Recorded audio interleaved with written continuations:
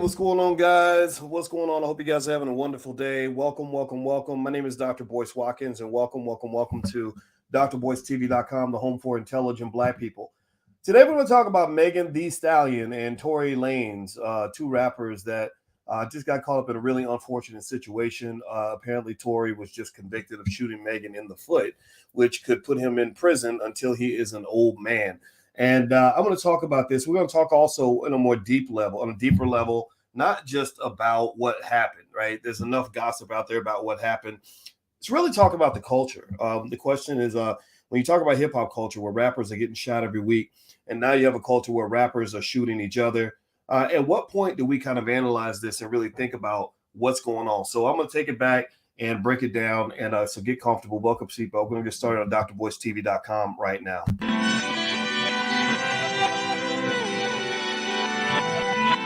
Here we are, clan the isms, cataclysm, great. Our people out here struggling, trying to make it in this state. Everybody out here doing it, but we the ones who late. Now family, we the ones who gotta delegate. Get that money in the power, never be fake. Stick to cosign for 3. What did he say? Create jobs, support our own. Educate the same and buy back your home. Got 3 degrees, triple 10. 3 PhDs, now we on the CNN.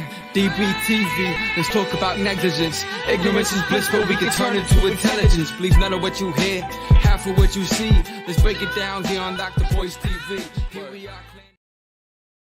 Hey, what's going on, guys? Welcome to drboycetv.com, the home for intelligent Black people. My name is Dr. Boyce Watkins, and we are here in a B1 capacity. That means we're Black first. That means that we care about our community, we care about our kids, and we care about the future of our people. And we also want to be intelligent, and one of the things that I like to do on this platform is I pay very close attention to everything that Black folks are paying attention to. I love hip hop. I love to pay attention to what the rappers are doing because rappers are extremely influential. Just like I saw a video today where Lupe Fiasco, who's a great rapper out of Chicago, was basically explaining how rap teaches you things, that rap can teach you everything from how to read to how to kill. Rap can teach you everything from how to make money to how to throw your money away. Rap can teach you everything from how to level up your life to how to destroy your life. And there was a interesting and unfortunate incident. Give me a yes or no in the chat. Yes or no if you followed any of this. Apparently, there's a rapper named Megan Thee Stallion and another rapper named Tory Lanez. I don't follow his music, so maybe I mispronounced it. Maybe it's Torey Lanez. It's spelled Lenez. But I wanted to.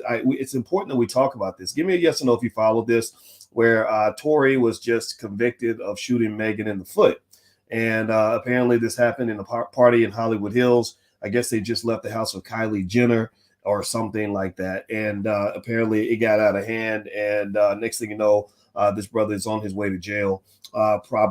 Most likely, he's looking at up to 20, 22, 23 years in prison. And it's because he allegedly, I guess you don't say allegedly after the conviction, but according to the conviction, he shot Megan in the foot. Now, I'm not here to get into a couple of things. I'm not here to get into the gossip about what happened. I see that there's like a gender war kind of happening online where there are men who think that Megan was lying and doing whatever. And then there are people who feel like this is some sort of political stand, that this is all about standing up for women in hip hop. And I don't disagree with any of that. I think that the gossip and the politics, I'm going to leave to you. The gossipy part is who did what and why and who was lying and who was snitching and all this other stuff. You can find that on every other channel. You can go listen to your favorite hip hop station. They're going to tell you all that stuff if they want to. Now, the other part I'm not into is the politics of it, right? There is a clear political element to this. In case you don't know, the politics of it, in my view, would be one, hip hop has always been very disrespectful to Black women. Like, I just really think that we have to, as a culture, really think about how we look as Black men when white men are marketing us as people who hate our women. I just really think, and this is not, I'm not saying that this was going on here. I'm not saying that Megan was necessarily the victim or not the victim.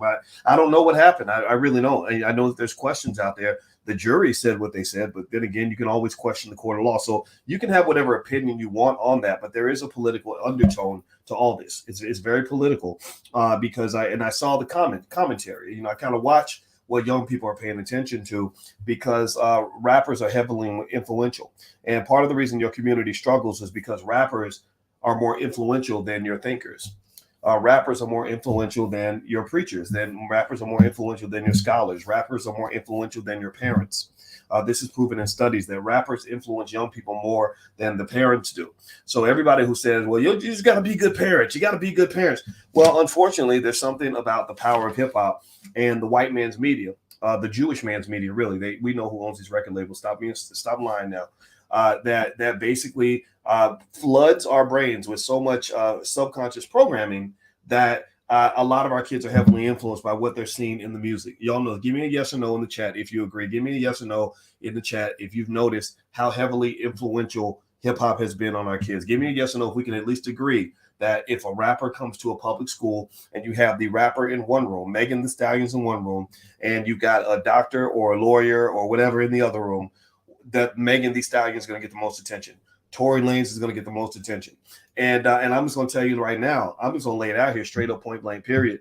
I understand these people. They're not bad people. I don't think they're terrible. I think they're talented at what they do. But if you have a community that's being led by musicians, by artists, by people that are using the power of hip hop in sometimes an irresponsible way, then your community will always struggle. You're going to have a segment of the Black community that will remain broke. You'll have a segment of the Black community that's going to remain traumatized. You're going to have a segment of the Black community that's going to continue to have broken families. You're going to have a segment of the Black community that isn't going to move forward. I don't care how much white folks integrate you. The more they integrate you, the more they disintegrate you. The more they integrate you, the more they disintegrate you, because they get you celebrating things that are going to be harmful to your kids. You prove me wrong. You don't believe me? Prove me wrong. Show me where anything in this damn culture is going to lead to a happy, prosperous, healthy life for a Black child. Tell me, what in this culture is going to lead to a child reaching fulfillment and happiness and peace and success and in intellect and spiritual elevation for a child? Tell me, what is it in the culture that's going to lead? Seriously, they tell you that this is the culture. I'm getting serious with you right now. Please hear me out on this. You ain't got to agree with me, but I need you to hear me out. BET, this big television network owned by Jewish people, basically did an ad last year when they were running the BET Awards, and they were saying, this is the culture. This is the culture. This is the culture. And when I saw that, I said, how dare you? How dare you tell me what my culture is? Jewish people don't let Black people tell you that this is your culture now. This is your culture. You're going to eat lots of sausage and stab each other in the stomach. This is your culture. You go put your little girls in the corner, have them shaking ass for a living. This is your culture. You're going to have your men shooting each other up and disrespecting your women. Like, this is your culture. They would never let me do that. So how dare you tell me what my culture is? And I point to all this because this is what I see. You got to understand, Black people, when you saw what happened here, and I know enough about what happened. I'm going to tell you the truth. I don't really get into Megan Thee Stallion's music because I heard it before. I don't get into Tory Lanez music because it's not my thing. But I read their bios. I'm at a stage, I'm OG stage. I'm not 25, I'm 51. So OG status means that when I see two young people get involved in a situation where two people's lives were ruined, one person's going to prison for the next 20-some years, the other one's got bullets in her feet. As a man, as a Black man, I'm sitting there thinking, number one, where were the daddies at? What are your daddies doing? What's going on with the daddies? And I'm going to tell you guys about that. I researched that. I'm always asking, where's the daddy at? Because remember, does anybody remember the time where Black men took authority in their communities? Does anybody remember the time where Black men were the leaders of our communities? Anybody remember that, or is that just make me old-fashioned? Does anybody understand what happens when you take the male role models out of the community? Anybody? Give me a yes if you can even understand what happens. Like, go look at the south side of Chicago if you want to see, or the west side of Chicago if you want to see what happens when you take away the fathers, when you take away the leaders, you take away the mentors, you take away the OGs. Just go look at that. Okay. So this is what I see. And so here, I'm going to break some of this down for you. And I promise you, it'll be worth your time if this is your thing. If this is not your thing, then go the fuck away. Go somewhere else. But if this is your thing, I promise you, I can break it down for you in a way that I think will be different from what you're going to hear on the radio. It's going to be different from what you're going to hear on TMZ, where they use Black trauma as entertainment. Or Vlad TV, where they love to tell traumatic stories of Black people in order to make money. I knew Vlad. I did some interviews with Vlad. And then when I saw what Vlad was about, I stopped talking to Vlad. Because these people, they love to see you suffer. They love to see you in pain. They love to see your babies dead. They love to see your babies in prison. That's how they get their bread, because Traumatized, broken, incarcerated, dead black people make the best entertainment because the shit looks lit when they put it on BET. That's what happens. Traumatized, dead black people make for extraordinary entertainment for people who are living in the suburbs. So anyway, do me a favor, hit the thumbs up button, thumbs up, share, subscribe. You're listening to drboycetv.com, the home for intelligent black people. And also you can find this podcast on Spotify, Apple, or anywhere you listen to podcasts. I'm asking you to subscribe and hit the notification bell because we're doing something that's hard to do. We're trying to build independent black-owned media that believes in intelligence and the upliftment of the community. So if you agree with this philosophy, we will ask you to give me a yes in the chat. If you can make sure you subscribe, and make sure you hit the notification bell, put a yes after you do this. And then also if you could share this video, please share this video because I believe our young people need guidance. And I believe that if better guidance had been available, I don't think this incident would have happened. So here's the first thing. So first off, we know rappers die every week. Happens all the time. You know, I know a young artist that I mentor that I just love to death named Jay Ortiz. Jay Ortiz lives in Philadelphia. Jay Ortiz had a good friend called PNB Rock. PNB Rock was a great guy. He was B1. He thinks the way we think. Next thing you know, he's in LA. He gets shot up in a Denny's. Anybody remember that? Anybody remember PNB Rock getting killed out in LA? And when that happened, I remember talking to Jay, and I know his mother, and we were talking about. I said, look, I don't really know if this is an industry that you want to go into. You know, sometimes the things that we think are the dream is actually the curse. You know, sometimes you think you're going to heaven, well, really you got a one-way ticket to hell. The hip hop music industry is not a sign of personal success. The hip hop music industry is not a place where you will be safe and successful. The hip hop music industry is a place where you have substantially increased your probability that you're going to die young. Going into hip hop means if you go into certain segments of that space, it means that your life expectancy has probably dropped by about 20 or 30 years. Being so quote unquote successful in hip hop means that you have increased your likelihood of forming a drug addiction at an early age. Being successful in hip hop means that you substantially increase the opportunities of traumatic experiences like STDs and baby mama-itis and going broke. There's nothing, I'm sorry, no disrespect to my rapper friends that are doing the right thing. I love them and I know them. I know D1, I Killer Mike, Immortal Technique, and I had a very long 3-4 hour conversation. There are some of the greatest intellectuals I've ever seen in hip hop.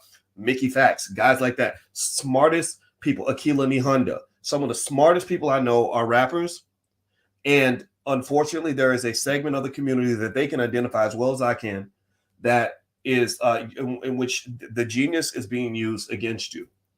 They're getting you to build a big fat gigantic bazooka gun and point it right at your face. You're pointing it right at your own mama. You're pointing it right at your own family. And you're killing everybody. Why? Well, because you've been addicted to a drug, and the drug, in many cases, the drug is money. The other drug is fame. Money and fame are the drugs that cause us to get to the point where some of the stuff that happens is literally straight out of a horror movie and a circus at the same time. It's a horror circus. That's what it is. It's like you got the clowns, but the clowns are slaughtering each other. That's what it ends up looking like. And it's all because the white man gave you some money and put you on TV and made you somehow feel that everything you did was okay because he's validated it with fame and money. I'm famous. I got money. I look good. Therefore, what I do must be good. Next thing you know, you're looking stupid because you're sitting in court because somebody done shot somebody in the ass or something because they got drunk at a party, and it just becomes a complete shit show. So I ask you this: is this your culture? You know, they always talk about the culture. Do it for the culture. Do it for the culture. When that rapper from the Migos got killed last week, Takeoff, is this your culture? Is this the culture that you want? Is this a culture to be celebrated, or is this a culture to be annihilated? Is this culture a solution for you, or is it a problem that must be solved? Is it a culture that you should allow to just continue to exist, or is it a culture that you have to stop by any means necessary? Because my heart goes out. My heart goes out for these kids. It really does. You know, Megan Thee Stallion, apparently, you know, she's obviously the victim here. If she got shot in the foot, and if what the jury says is correct, and I'm not gonna. You can assume what you want about that, but the jury did convict this guy of shooting her in the foot. She is the victim in this situation, no doubt about it, no question about it. But I think you got to dig deeper and say, there's something that's just weird here. Like, what is going on? What is this? What is this that we're looking at? I'm gonna read some of this to you, and in case you want to know just the facts of it, the Associated Press wrote this, article. I'm gonna read about a paragraph to you. I'm not gonna read too much. Hit the thumbs up button if you haven't done it yet. Please hit the thumbs up button. It says in a courtroom that came after a trial that seethed with tension, a Los Angeles jury on Friday found rapper Tory Lanez guilty on three felonies in the 2020 shooting of hip hop star Megan Thee Stallion. The attack left her wounded with bullet fragments in her feet, and Lane's conviction could send him to prison for more than 20 years. And then they talk more about the details. I'm not going to go into more of the details. That's enough in case you don't know what happened. Here's where the gold is buried. If you really want to understand, you got to understand that an incident is nothing more than a manifestation of something that's been built up over time. That when you see this incident, the incident is the end of a couple of stories that ended up colliding on a tragic night in Hollywood Hills.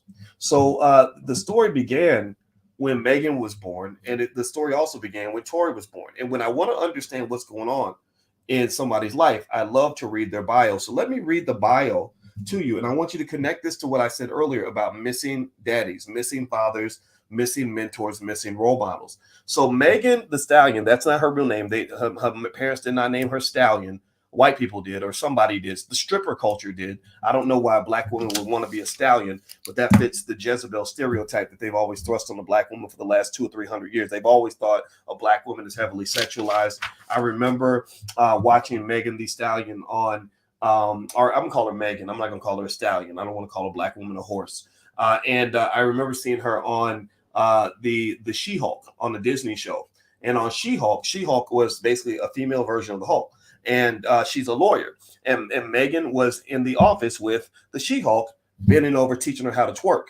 That's what she was doing. She wasn't there to practice law. She wasn't there to show how brilliant she was. She wasn't there to explain something that was going to, necessarily level up our thinking. She was there to teach her how to shake her ass. That's what she did. So the white girl looking for a thrill, because that's what they do. They use you for their thrills. She's looking for a thrill. So she's like, hey, Megan, show me how to pop that thing like you.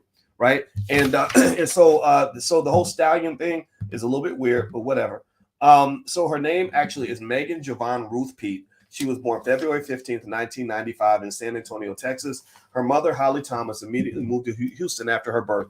Thomas rapped under the name Hollywood and would bring her daughter with her to recording sessions instead of putting her in daycare. Pete was raised in the South Park neighborhood of Houston before moving with her mother to Pearland and at age 14, where she lived until she turned 18. Pete began writing raps at the age of 14. And she eventually showed her mother she could rap at 18. And her father died. Father from, I told you, daddies, missing daddies. Her father died during her freshman year of high school.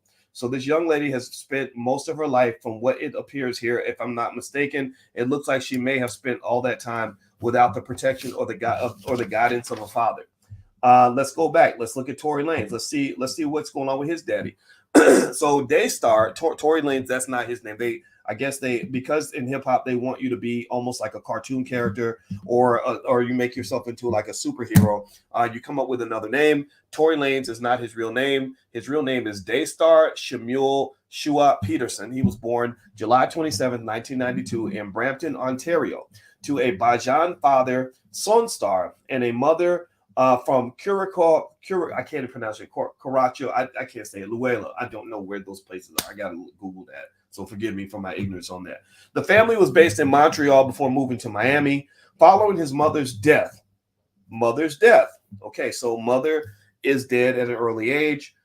This probably affects the way he views and deals with women. I'm not sure, but I wouldn't be surprised if that were the case. It's not natural to grow up without a mother, just like it's highly unnatural to grow up without a father. The reason that you think it's okay to grow up without a father is because you're used to it. But growing up without a father is just as traumatic to a child as growing up without a mother. Give me a yes in the chat if you can at least hear what I'm saying here. I know that you're used to it. I know that we think that not having a daddy is not a big deal, that it's just like, having a broken fingernail or something like that. But no, not having a father has a huge impact on kids. And those who had a father can see it as plain as day. But it reminds me, when I was in college, there was this lady who was in my finance class, and she had no arms. And this lady with no arms would come into class every day. She was amazing. She could write with her feet. She could write with her feet. She could drive with her feet, and she could eat with her feet. And then she had to walk with her feet. And I remember saying, like, how did you do that? How did you learn how to write and walk and drive? Well, walking, that's easy.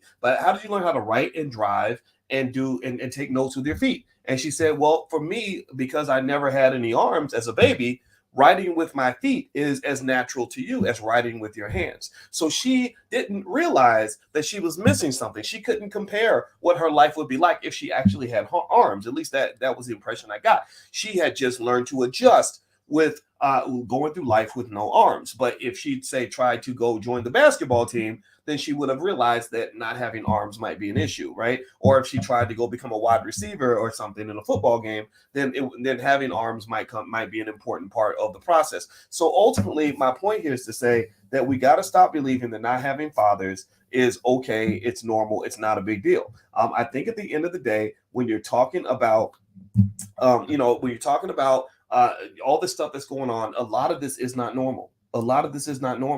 And so ultimately, when I see what happened here, I instantly knew. I said, okay, there's no adults in the room. This is a scenario where I won't say no adults. Scratch that. They're both technically adults. One's 30, one's 27. When you're 51, you realize how dumb you were when you were 27. How many people over the age of 40 can look back and say, man, when I was 27, I thought I knew it all, but I was pretty stupid at 27. How many other stupid? I'm gonna be the first one to admit it. How many of you will admit that when you were 27, you didn't know half as much as you know right now, or you did some stuff that you thought was smart, but it turned out to be pretty dumb, or you ended up in some dumb situations, you ended up in some dumb relationships, you ended up making some dumb choices that you heavily regret to this day. Give me a yes in the chat if you're also a dumb 27-year-old. So that's what I'm seeing. I'm seeing two young people that were thrust in this world, right? Pay attention now. You're thrust into this world where suddenly you're given all this wealth, all this fame, all this so-called power. It's not complete power. It's really the white man's power, but he kind of gave you a little bit of it to make you feel like you actually have the power, but really you don't, especially if somebody signed you to a deal and they're writing your check. The person who writes the check has the power, not the person who gets the check. And so, but you're in this world and you have nobody guiding you who actually cares about you. The only people really guiding you are people that are trying to get something from you, people who care nothing about your future, people who care nothing about your culture, who care nothing about your community. So when I read Tory's background, I'm going to keep reading. So Tory, I'll just paraphrase. So Tory grows up with his father. They moved to Atlanta, Georgia. And when he's in Atlanta, he was sent to live with his cousin, Dahir, in Jamaica, Queens in 2006 when Tory was about 14 because of his behavior issues. So now Tory doesn't have his mother, and his father has sent him away to live with his cousin. And then he was forced to move to live with his grandmother in Toronto, but she refused to take care of him. So this kid, pay attention now, this is all connected, y'all. You need to understand how the dots connect. See, you got to understand, like, thugs are made in America. Thugs are manufactured in America just like you make a Ford motor truck. Thugs are manufactured just like you make a Tesla, just like you build a building, just like you make a rag doll for the Barbie Corporation. Thugs are made in America. By a friend of mine named Speech, who was in a group called Arrested Development, did a great documentary that everybody should watch called The Nigga Factory. And in this documentary, he explains how we mass produce certain outcomes because we have a system. Y'all don't understand. So a lot of y'all don't understand racism. You don't understand racism is a system that mass produces what it wants to see. Tory ain't nothing real unique about Tory. When I saw Tory with the tattoos on his neck and all the chains around his throat and everything, I said, okay, I've seen this 1,000 times. There's 1,000 Torys in this country in terms of culture. There's a million of them. That's why that's where his influence comes from. That's what he appeals to. So this is a product. This is produced. So in order to understand how the product works or how the outcome played out the way that it did, you got to go back and reverse engineer the manufacturing. How do we mass produce, or how do we create two people in a scenario where it gets out of control to the point where the man is shooting the woman in the foot? Now, Megan did not pull a gun out on Tory. So Megan is clearly the victim in this situation.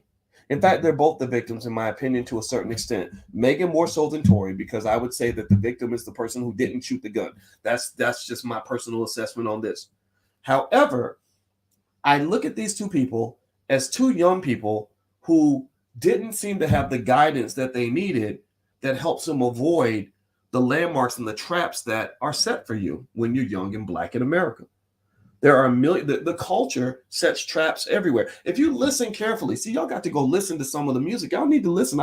When I listen to lyrics, I'm listening to say, what influence is being made here? Now, I have a wife who is a full professor of social work and a therapist, and she's also an expert on the subconscious mind. She's an expert on all of the little sneaky ways that music can sneak into your brain and program you like you are a computer. And so what she talks about is that the three things that program the subconscious mind. I said, babe, what are the three biggest things that program the subconscious mind? This is after she'd read the subconscious mind book twice in a row. She does that. My wife reads 22 books a year. If you ever want to be a smarter man, marry a smart black woman. That's what I did, and I'm very proud of her for that. So she said that the three things that impact the subconscious mind are: one, trauma; two, symbolism; and three, repetition. Trauma. There's trauma everywhere. Megan's father dies when she's in high school. She's in a culture that's built on nothing but black trauma, the celebration of black trauma as a form of entertainment for everybody else. So she's traumatized everywhere. Let's dates a man that she loves who shoots her in the foot. It don't get more traumatic than that. Then you go over to Tory. Tory, his life built on trauma. Mama dies when he's young. Father puts him out. Cousin puts him out. Grandma puts him out. And then he's living in a house with three other dudes who are kicking his ass every day. And he's got to fight just to get food every day. He said that's what made me a man. Well, that's also what made you into a traumatized man. Again, thugs are made in America, just like Ford motor trucks. Just like you make an automobile, you also manufacture the thug culture. So anyway, before I move on, do me a favor, hit the thumbs up button. Thumbs up, share, subscribe if you haven't done it yet. And I want to make sure I mention to you guys, I do have a book out. It just came out.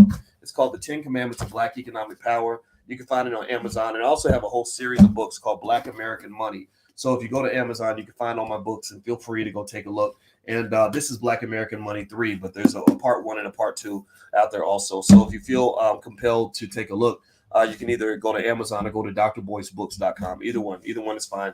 And if you could, please hit the thumbs up button. Also, don't forget this podcast is on Spotify and Apple and any other place that you get your podcast. So let's talk about another important aspect of this. This is another thing that I saw that I read that really concerned and disturbed me. This is the college professor in me coming out. I saw this happen on a lot of college campuses. In case you don't know the background, I did teach at Syracuse University for a lot of years. I taught at Ohio State University, University of Kentucky, etc. So I got a lot of chance to analyze, the culture, not just in different kinds of culture, not just hip hop culture, but also young people culture, student culture, and all that. And whenever something crazy like this happens between two young people, in my mind, I'm always thinking, I wonder if anybody was drinking.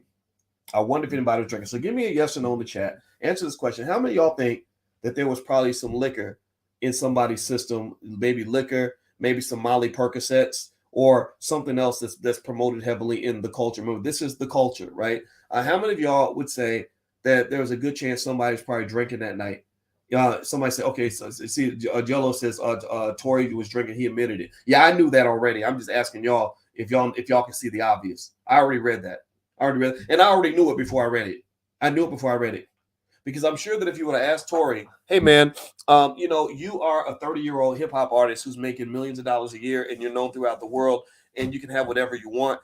You're living the life, man. Do you want? How about you trade that in, bro? Would you like to just instead spend the next 23 years in prison, being chased down by big 300-pound men named Bubba who might try to take your booty in the middle of the night and away from your family for the rest of your life? How would you like to just spend the next 25 years in prison? Would you like that instead? Do you think he would have said yes? Or how many of y'all think he would have turned that offer down? I don't think he would have wanted that offer. I don't think he would have said, yeah, I want to turn down this wonderful life I have so that I can go and have my freedom taken away for the next 2 decades.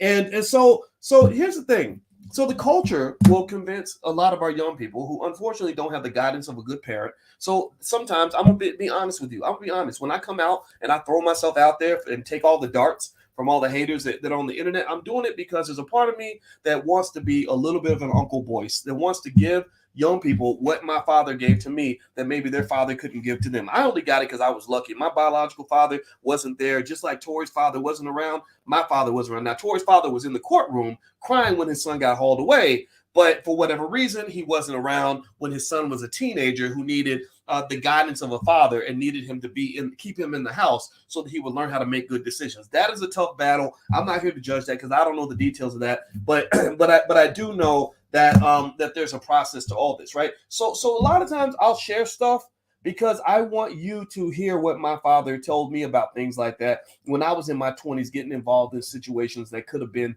disastrous. And it might be something as basic as fighting over a girl. Most men know a situation where you had a scenario where you were about to fight some dude over a girl. And I can tell you when it happened to me when I was about 27 years old, about Megan's age, actually, I think I was 28, 27, I don't remember.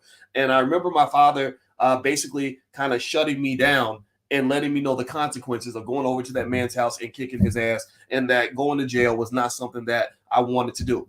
And so ultimately, when I hear that they had alcohol involved, it makes me think about all of the men. There are thousands and thousands and thousands of black men right now in prison, and women too, who all did something while they were under the influence of alcohol.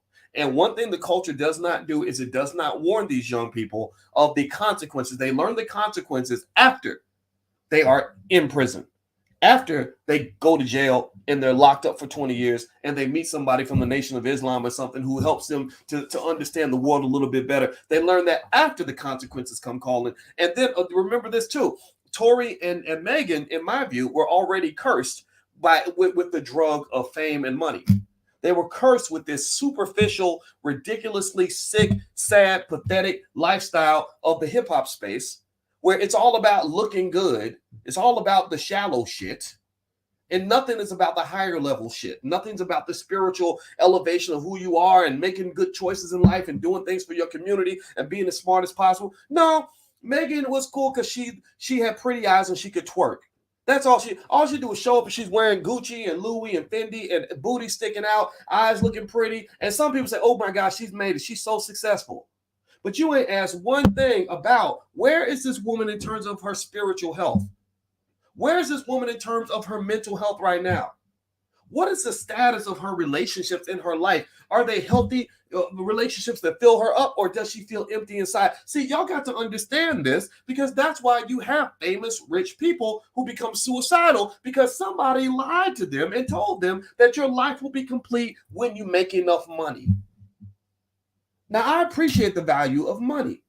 I understand money is a wonderful thing. I am an expert. My PhD is in money. So if anybody understands the value of money, it is me. I understand very deeply what money can do and what money cannot do. I understand the things that money can buy and the things that money cannot buy. And I'm telling you, at the end of the day, when I see this space where I look at Megan, I look at Tory, and I see two people who maybe possibly have money. I don't know what their financial situation is. I don't know if they're financially secure or not.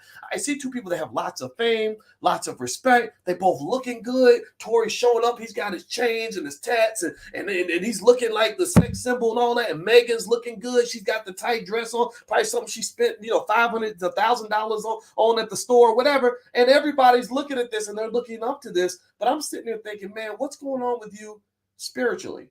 How is your mental health? Your mental health can't be good because you're in an industry where people are dying every single week. How can you have good mental health when you are seeing all your friends getting shot up every single week? Just 2 weeks ago, a month ago, the rapper from the Migos gets killed in a dice game or something stupid like that. A few weeks before that, somebody else gets killed. How in the world? That can't be good for your mental health. That is traumatic. How do you feel being in a space where, you sleep, maybe you sleep with this guy and if he, and some of these guys, there was one rapper, there's this weird guy named Blueface and his girlfriend Chrissy Ann or something. And they make these reality shows off of the most dysfunctional people they can find. So Chrissy Ann and Blueface, in case you don't know these two, they're kind of like the new version of Bobby and Whitney. They're the new Bobby and Whitney. Both of them are probably, dipping in the sauce, a little on some drugs, maybe some alcohol. Both of them have some trauma. Both of them are traumatizing each other repeatedly. But yet all the help that they need is being blocked by the fact that it's being sort of insulated by this money and fame, right? Because they're rich and they're famous, we think that that's okay, and it's not okay. Because one of those two could end up dead. There's a good chance that they'll both end up dead by the age of 40. Remember, Bobby and Whitney, when they were living their life and they had all this money that validated everything they were doing, and you couldn't tell them shit because they had money and they were rich and they were famous, so they didn't feel like they needed to listen to nobody. Anybody remember Bobby singing, "It's my prerogative," right? I do what I want to do, right? Basically giving the middle finger to anybody that wanted to help him. You look at Whitney. Whitney had another song where her and Bobby were singing together about how they do whatever they want to do. And next thing you know, Whitney Houston is dead in the bathtub. Whitney's daughter dies. Her stepson dies. And Bobby looks like he could go down any minute, any day now. Is that what you want? Or does making a little bit of money make that okay? Is that a culture that you want to look up to? Because if it is, then that really deeply explains why anxiety and depression are two heavily problematic mental health issues in the Black community. Because if you think that's okay, then that's maybe that's why DJ Twitch, was dancing on TikTok on Tuesday and murdered himself on Wednesday. No, RIP to Twitch. I don't know what day it was that he took his life, but it was very disturbing to see a man who looked like he was doing well, who looked like he was on top of the world, and was doing TikTok dances with his spouse and his kids on one day, and then the next day he's gone. And I'm sitting there thinking, what was happening here that made you feel that in the middle of whatever you were feeling at that moment that you were going to take the time to do a TikTok dance, when you really should have been in the therapist's office or getting your medication or doing whatever you got to do to get well so that you can be there for your family. It is a death culture. And I'm not dissing Twitch. I'm not dissing anybody. Some people think it's a diss. See, small-minded people think you're dissing people when you tell the truth. Small-minded people think that you're being mean when you bring up the obvious. Or people who don't care about the community are going to say, "Oh, man, you sound irrelevant. You sound like an old man. You sound like you just hating, dog. You just hating." Well, you go on, keep doing it. If that's what you love, then keep on doing it. But you can't argue with me because the evidence is everywhere. A rapper is dying every single week. Literally. And you're doing nothing to control the culture in your own community. You're doing nothing to control the type of culture that's being exposed to your own children. So when I look at that, right? When I think about this whole scenario with Tory and Megan and the shooting thing, where Tory is convicted of shooting Megan, it makes me really sad because I see one brother that's going to go to prison for a long time. He's gonna, if he gets the maximum sentence, he'll be getting out in his 50s. He's 30 years old. He'll be out by the time he's 50, 51, 52 years old. Not that 51 is old. I mean, I'm 51. I've got life to live, but I did a lot between 30 and 50. I built my whole career between 30 and 50. So I feel bad for him to have to do all that behind bars. It's very depressing to me. I also see a young Black woman who is feeding into this notion that a Black man can only bring, and not that she's doing it directly, but society is looking at this and is feeding into the false notion that a Black man can only bring you injury and pain. It's feeding into a false idea that Black men are trying to harm and destroy and hurt women. And that is a myth. That is a lie. Those of you that feel that way are incorrect, because what is happening is that you're looking at a certain segment of men who are unhealthy, men who have committed to toxic and disrespectful culture. There are lots of very good men in the community who would never hit a woman. A real man, you will never ever hear a story about me hitting my wife. That will never ever happen. My wife could break my heart, hurt my feelings. She could sleep with 3 men in my bed and have me walk in on all of them. And you know what I will do? I will do what a man does. I will get out of that relationship and move on with my life. You will never hear me going out hitting my woman, pulling a gun out on my woman, shooting her in the ass, none of that stuff. Real men don't do that. So if you think that this situation is politically indicative of some false idea that Black men, the majority of Black men hate Black women, or are out to harm Black women, then you need to stop looking at the thugs. You need to stop glorifying some of these raggedy Negroes that they're putting on TV that are promoting drug addiction, that are promoting financial irresponsibility, that are promoting mass amounts of ignorance, that are promoting all kinds of problematic behavior that gets Black people killed and sent to prison. You got to stop that. So if you think that the Black men in your life, or all the Black men you know, or all the Black men you've encountered are garbage, well, then you got to maybe check yourself and think about why you passed up that little nerdy guy who was sitting in the library, because you probably passed up on a guy like me. And I know I'm a real man. You ain't going to never take that away from me. But in my household, a real man was a man who handled his responsibilities. A real man wasn't a man who was just flashy. A real man, based on my father's principles, was a man who also had substance. My father bragged to me the other day. My father was a real man. My father has killed people. He was in the Vietnam War. He served as a police officer. He walked away from a heroin addiction. And just the other day, my father told me he bragged to me. He said, in 48 years, I never missed a Christmas Eve wrapping gifts with my children. He said, I did whatever I had to do to make it happen so that I could get home to be with my children every Christmas Eve. And I'm proud of that. That's what men do. That's what men do. All that fake shit, the tattoos and the chains and the fancy cars and start flashing money and all that, those are false signs of masculinity designed to fool small-minded women into thinking that somehow these are men that you want to be around. And next thing you know, he done got drunk and shot you in the ass, and you run around saying, well, all Black men ain't shit. No, you just weren't taught by your father what a real Black man looks like, because unfortunately, maybe your daddy, just like my biological daddy, maybe your daddy wasn't shit. So you think that the ain't shit men are the men you should be chasing when you're passing up the good men who were sitting in the library, or that man who got up and went to work every day, or that man who wanted to take care of his family, or that man who wanted to be good to you, and you didn't know how to receive that because you never received proper love from a man. You don't even know what that looks like. And it's not your fault. It's probably with your father. Your father is the first man that's supposed to give you unconditional love without asking for a piece of ass to go with it. That's what a dad's supposed to do.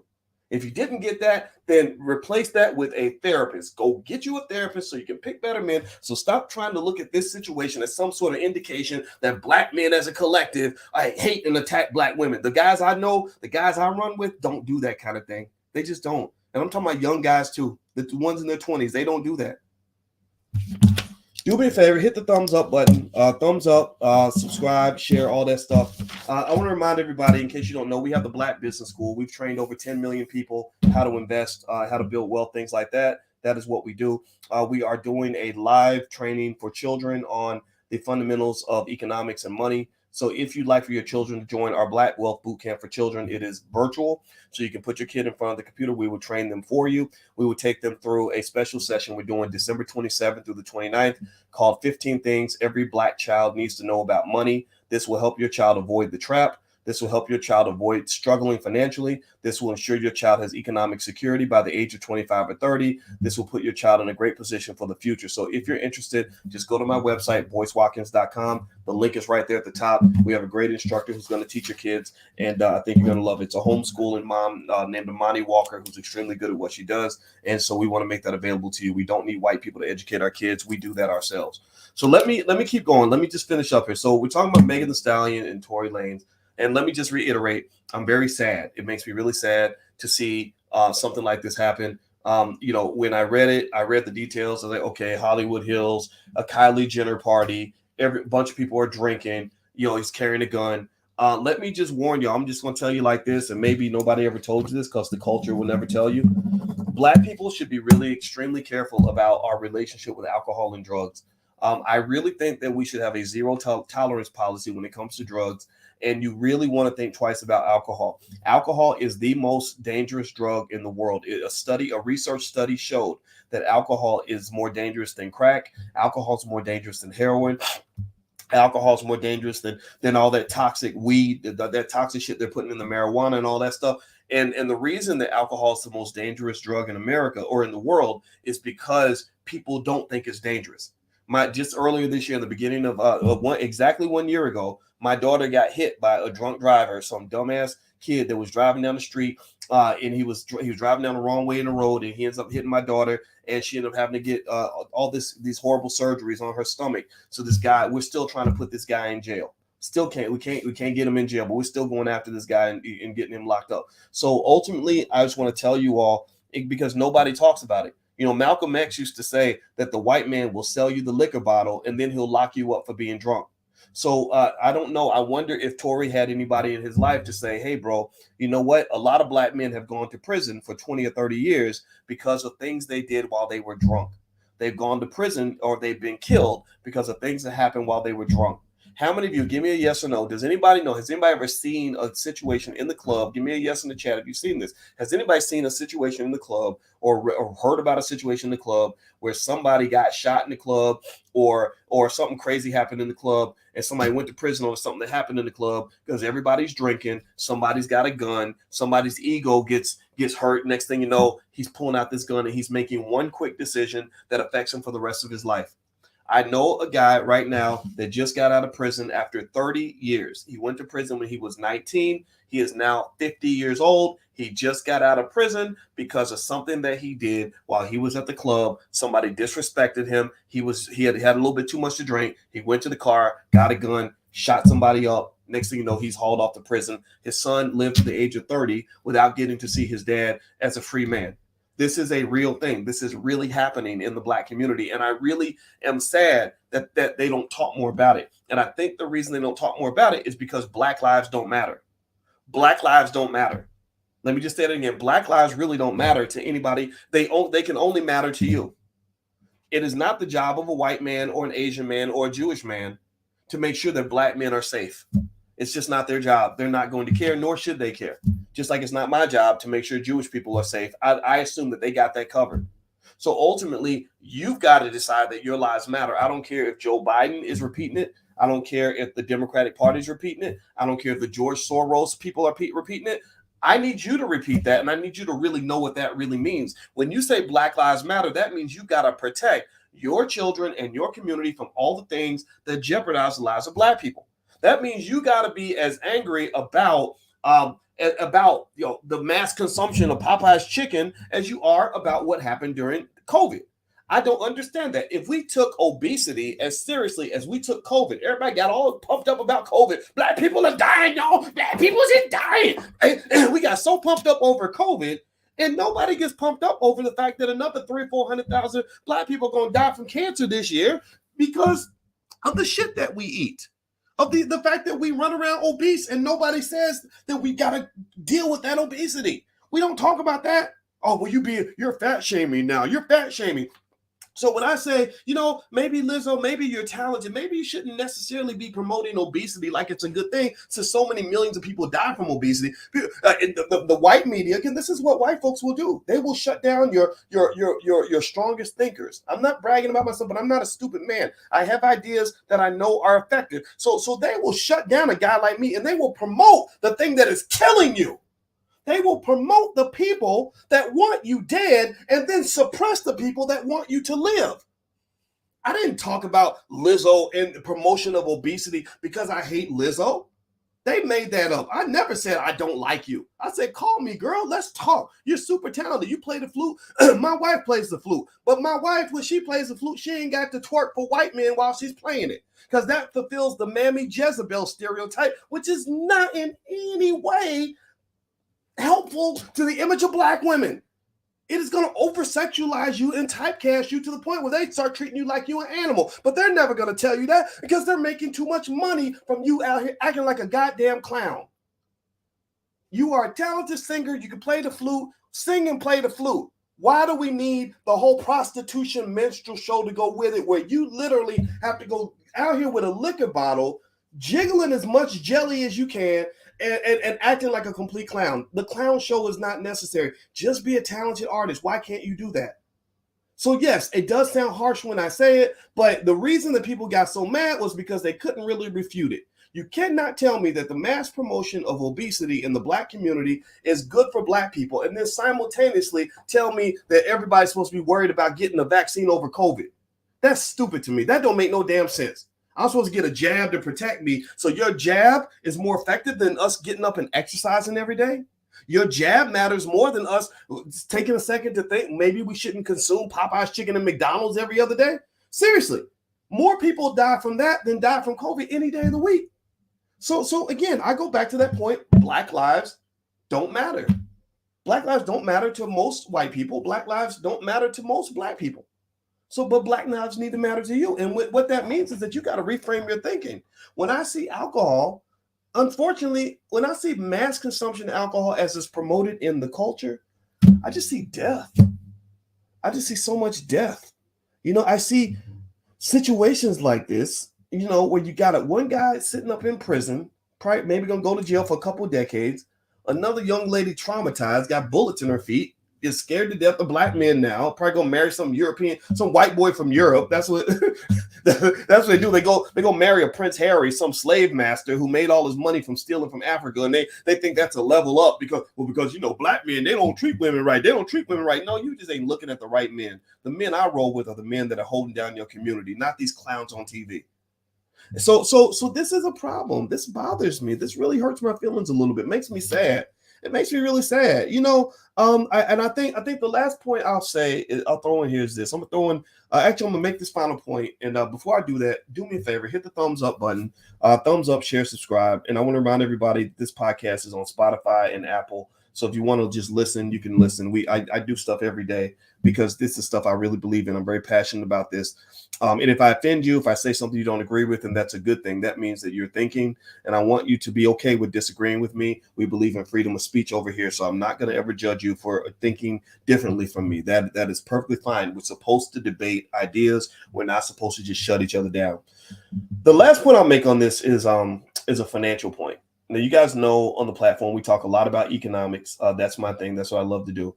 And one of the things about money is that money can make you drunk. People can become what I call financially drunk. And being financially drunk, in my view, one symptom of that is when you think that because you make a lot of money, that money validates every ridiculous thing that you do, every crazy situation you go into. We will follow behind people just because they have money. So when I read about this thing with Tory Lanez and Megan Thee Stallion, they were at Kylie Jenner's house or something. I think it was Kylie's house in Hollywood Hills or something. So it's like money, money, money. Like, why would I, as a black man, be hanging out with a Kardashian? Well, it's because they have lots of money. And I think that because they have money, that makes me forget about the fact that Kim Kardashian is basically a super hoe who made her money off a sex tape. Don't get me wrong. She's also a good businesswoman. She's learned how to engage in the incredibly amazing feat of making lots and lots of money with almost no talent. But, her first big break was the sex tape with Ray J. This is real, and this is what I told Kanye when Kanye called me and we talked for hours. I said, to be honest with you, I never would have married a Kardashian because I consider them to be low value women.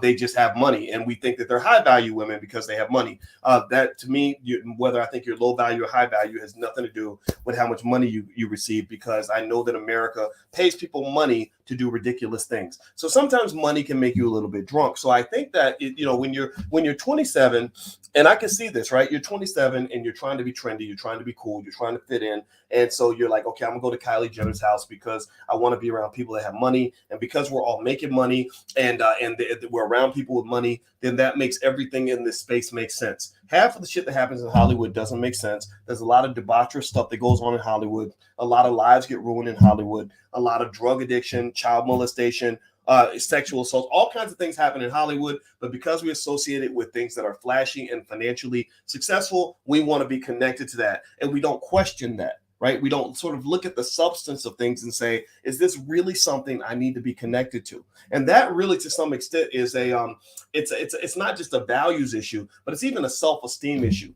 Like, if you really know who you are, you don't need to be in the world in order to feel good about what you're doing. Like for example, a great rapper that I love who's more talented than damn near any rapper out here is Akilah Nihonda. And what I love about Akilah Nihonda is that Akilah just knows who she is.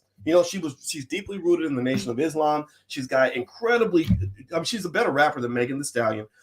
She lives in Houston. She would never compare herself to Megan because she wouldn't want to get into that competition. But I'm going to just say I've listened to Megan rap. Megan's good. I've listened to Cardi. I've listened to Akilah. Akilah's better. Not just because Akilah is a better rapper from a fundamental standpoint, but she also raps about things that give Black people life and energy and intelligence, and doesn't rap about things that cause Black people to die. So that's why I respect Akilah Nihonda. And so what I really like about that approach is that she can appreciate the talent and all the things that are happening in the world. She can appreciate the chase for success. She's about the same age as Tory, if I'm not mistaken, about 30, 31 years old. But she understands the importance of making sure that you're not connecting yourself to things that are going to be harmful to you. Because here's the thing. After the money's gone and the fame is gone, or somebody gets sent off to prison, there was a song E40 had a long time ago called They'll Find a New Nigga Next Year. And basically, and once it's all said and done, like once Tory goes off to jail and the world has forgotten about him and he's just inmate number 67524, and they're talking about this incident that happened 8 years ago where he shot Megan Thee Stallion in the foot, like it's the year 2030, they're going to have plenty of other black men they're going to just use to replace him. You just become an interchangeable part. Why? Well, because black lives don't matter. Tory Lanez's life does not matter to any of the people that are going to watch him march off to jail. Megan's life doesn't matter to people that will probably just replace her, or get a collection on an insurance policy if he had happened to kill her, and then they just go find some other rapper who wants to, twerk while she's on the microphone, right? So ultimately, at the end of the day, you got to be careful about being so financially drunk that you put yourself in spaces that are not good for your mental and physical health. That's my point. You have to have enough confidence to say, you know what? I like the money, but I don't think this gels well with my spirit. And in fact, I'll even talk. Even one of the hardest things in the world about talking to Kanye on the phone was I saw this black man that has tremendous potential to do these amazing things in the black community. But I felt that because he's gotten so much money over the years, it almost creates sort of this implicit validation for every single thing he's done. So it's very difficult to say, hey, man, I think you might want to rethink this particular thing, because the money leads us to say, well, clearly I'm smarter than you, because look at how much money the white man gave me to do what I'm doing. And so that's why I encourage you as black people is that you've got to go beyond sort of using money as your measuring stick of what success actually looks like, because I know a lot of highly unsuccessful people who have a lot of money in the bank. Do you get what I'm saying? Give me a yes if you get what I'm saying, if you follow what I'm saying. And I think it's important for you to teach that to your kids, because the other thing, too, is that when you have independent wealth, remember, hip-hop exploits a lot of young black people who don't have money. They deliberately look for young black people who are from the hood, out of the gutter, living in the trap, struggling like crazy, don't have any other skills. And they look for people like that specifically because they can sort of put a little money in your pocket and then they can control you like a puppet. Whereas if you do your job as a parent to make sure your child is financially good, then your daughter will say, yeah, I could have got that record deal, but they needed me to be on stage twerking and I don't feel comfortable doing that. Or your son will say, yeah, like Denzel. Denzel said, yeah, I got my first big acting role, but they wanted me to play the nigga they wouldn't die. And I don't want to do that because I don't want to be seen that way for the rest of my career. Right. So that financial security piece that we talk about on a regular basis on this platform is really about giving you that right and ability to preserve access to your own humanity. Because if you don't do that for your kids, then someone's going to turn them into a slave and falsely make them believe that receiving money is a validation for any sort of ridiculous or embarrassing behavior that they're encouraged to engage in, or destructive behavior. The last thing I'm gonna throw in there too is, there's something in finance, in money and wealth called risk management. And the thing about money, I told you guys the steps to making money. Write it down if you got a pen. Here are the steps to getting rich. Number one, you got to learn about money so you know where the money's at. Number two, you got to make a plan to go get the money. So you need a strategy. So you learn where the money's at, then you make a plan. The third is you got to execute the plan. Right. So you got to repeat the same thing over and over and over again, and then eventually you'll have money. And then the last part is you got to protect your wealth. OK, so I like acronyms, but it doesn't work out. But it's LPEP. So learn, plan, execute, and protect. So here's the deal. When you become a rich, famous rapper and you came out the gutter, you came out the hood, and you are in a space where you are in an industry that is a death culture, where you are measured by how well you keep it real, right? Like I used to be a dope dealer. I used to carry a gun. I used to get thugged out. I would shoot people. I kick anybody's ass who got in my face, right? That's where you started. And now you're not that guy anymore. Now you're a guy who's got $10 million in the bank. If you are too committed to this false idea of keeping it real, like I'm gonna keep it real, I'm gonna do, whatever, even if it means I'm gonna get a RICO charge or I'm gonna get, shot up by somebody or whatever, then ultimately you're not protecting your wealth. You're going to lose everything you got. You're going to lose every single penny of that wealth. Why? Well, because you're not understanding that as you elevate economically, you have to elevate and adjust your strategy in terms of how you deal with the world. I'll make it plain, like my daddy made it for me. My daddy said that if you are a man that has something to lose, you should not be in situations getting into it with people who have nothing to lose. Because you can't play the same game that you used to play. You can't be that crazy Negro from the street that you used to be, because now you got $10 million in the bank that you have to protect. And if you go in the club and decide you're going to punch somebody out because he stepped on your sneaker or whatever, and you're trying to stay gangster with it, well, guess what? He's going to take you to court. He's going to sue you, and you're going to lose everything. And people will go deliberately pick fights with you just so they can egg you into a situation where you're going to punch them in the face and they can sue you and take a bunch of your money. You become a walking ATM machine because you have not learned to adjust your behavior to protect your wealth. So where does this go back to a Tory Lanez situation? To make it more specific, my thought is, look, if you really are this successful artist and you've got all this money and all this power and all this fame, why in the hell are you carrying a goddamn gun anyway? Your bodyguard should be the one carrying the gun, not you. I don't understand why you, don't get me wrong. I'm not saying that anybody should get shot. I think a bodyguard would be smart. They have to protect themselves, so they're not going to shoot Megan just because you said shoot her, right? So, but I'm sitting there trying to understand what's going on here. What's happening here? You know, was there a conversation? Again, this is where I think daddy's coming to play. I believe they're having a good father. And this is where I would question Tory's father. I'm like, okay, you were there in the courtroom screaming and hollering when your son got hauled off. But were you involved on an advisory level to help him navigate the complicated world that he was walking into, where one night getting drunk and getting into an argument could cause him to make a mistake that's going to cause him to lose the rest of his career and maybe the rest of his life? Seriously. And here's the thing, though, because a lot of us have been in crazy situations when we were in our late 20s or early 30s. A lot of us. Give me a yes or no. Give me a yes or no if you've ever been in a fight, in a relationship where you got out of character. Has anybody ever been in a fight? Give me a yes or no in the chat. If you've ever been in a situation where it got embarrassing, you got loud, you started acting crazy. Love makes you crazy, or relationships make you crazy. And so the point is that, when people are drinking and then you're already high on the drug of money and fame, thinking you can do anything that you want. And then on top of that, you're high on the drug of love and lust and attraction or whatever these two allegedly had. A lot of times you're not really going to act out like that for somebody unless you have some sort of connection to that person. Bad things can happen. I'm not saying shoot somebody in the foot type things can happen. But then again, though, I've seen people that reacted differently when they had a gun than they would have had if they didn't have a gun. That's why gun control, gun safety is kind of an important thing. My friend Maj Touré, who runs Black Guns Matter, first thing he'll tell you is that he will probably tell you is that you probably shouldn't have a gun on you when you've been drinking, because you're not going to be level-headed. You're not going to make rational decisions at that point. So let me just break it down like this. I'm gonna make the final point. And then we're going to head on out. And before I do that, if everybody could take a minute and please hit the thumbs up button, share, make sure you subscribe.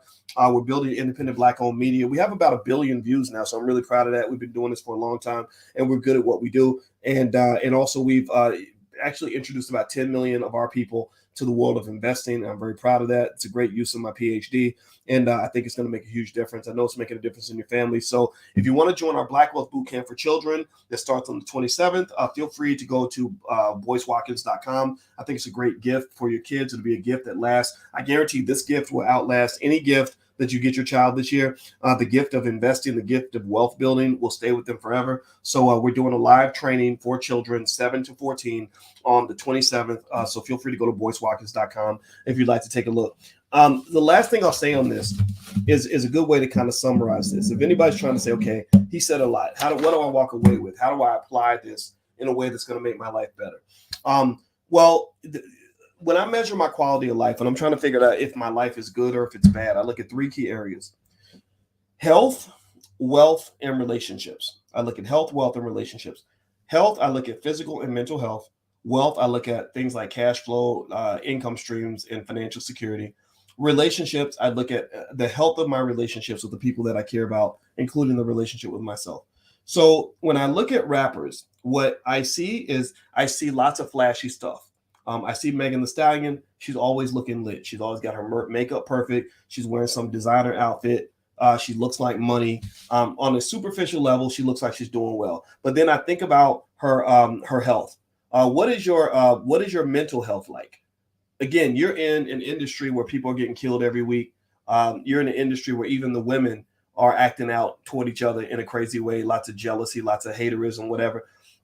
You're in an industry where you feel like maybe there are people. I saw where Megan was angry because she felt like she got robbed on her contract or something like that, which is why you should read your contracts. I don't know, maybe she read it and didn't pay attention. I have no idea what happened there, but ultimately I would wonder, what is your mental health, and do you care enough about your mental health to make sure that that's taken care of? Do you invest in as much in your mental health as you invest in trying to look good, right? Do you invest as much in being good as you actually invest in looking good? And I see a lot of people who have the flashy stuff that looks good on Instagram, but they're not investing in their mental health. I go back to DJ Twitch, because DJ Twitch, if you judged him based on what was going on with his Instagram profile, he was doing a whole lot of dancing on Instagram and TikTok the week that he killed himself. So that makes me wonder, were you investing as much in your mental health as you were investing in these other things that you were doing to maintain your job on the Ellen Show or your status as a public figure?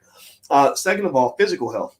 When you look at hip hop culture and the mass promotion of things like extreme sexual promiscuity, for some reason, people just forgot that things like STDs exist. And the reality is that deep underneath the surface, you have lots of women who can't have kids anymore because they got some sort of cervical cancer that came from sexual choices when they were younger. Or you have men that have diseases that maybe they're super spreaders. And because this man has money and he has fame, lots of women want to sleep with him. Remember when Eazy-E died of AIDS, first thing I thought about was, I said, man, I remember all the times he rapped about all the women that he slept with.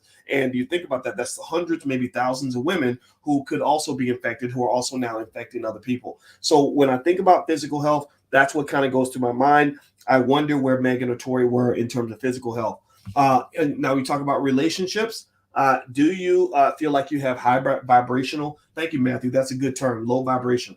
Do you have high vibrational relationships where the relationships of the people around you are meaningful, substantive, and beneficial, that are going to elevate you, make you feel better about the world, make you into a better person? Or do you have relationships with people maybe on a superficial level? Like, I hang out with you because you're famous, or I hang out with you because you're rich. I hang out with you because I just, because I don't care. I don't respect myself enough. I put myself in bad situations. I choose the wrong men, or you choose the wrong women, right? Like, how do you handle your relationships? And I think the quality of your relationships, you will find, plays a huge part in not just your overall happiness as a person, but also it affects other things like your wealth. Like, your wealth and your health are affected by your relationships.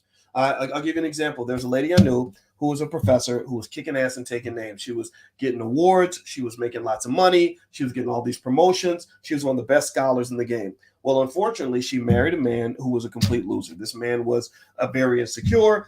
He was very abusive. He was very jealous, even competitive with his wife. Well, one day, right after she wins some sort of faculty award, this man just gets angry and he decides to kill her. And then he killed himself. And now her two young children are growing up without a mother and a father because she focused so much on her wealth that she maybe wasn't thinking as much about the kinds of relationships that she allowed into her life. So I really encourage you to kind of think about those three things when you're measuring your quality of life: your physical and mental health. When you look at your wealth does matter, because wealth is something that gives you access to better health and better relationships. And then also your relationships. If people are in your life that are toxic, I don't care how much money they have, I don't care how good they look, I don't care how cool it is to be around that person.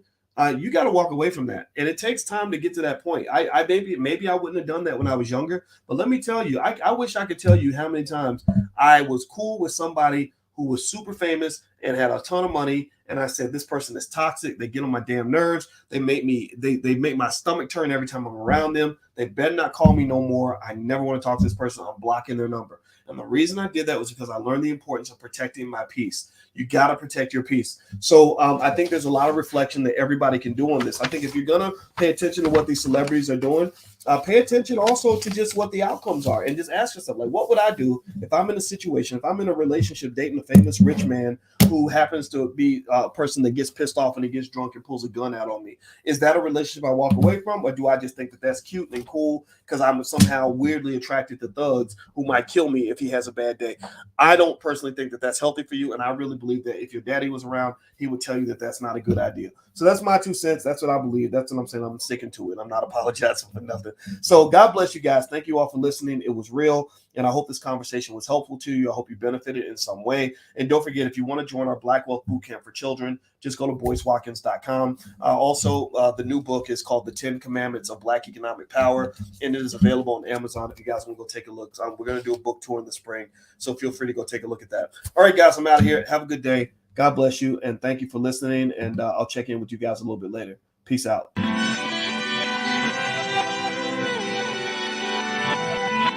Here we are, clan the isms, cataclysm great. Our people out here struggling, trying to make it in this state. Everybody out here doing it, but we the ones who late. Now family, we the ones who gotta delegate. Get that money in the power, never be fake. Stick to cosign for 3. What did he say? Create jobs, support our own. Educate the same and buy back your home. Got 3 degrees, triple 10. 3 PhDs, now we on the CNN. DBTV, let's talk about negligence. Ignorance is bliss, but we can turn it to intelligence. Believe none of what you hear, half of what you see. Let's break it down here on Dr. Boyce TV. Here we are.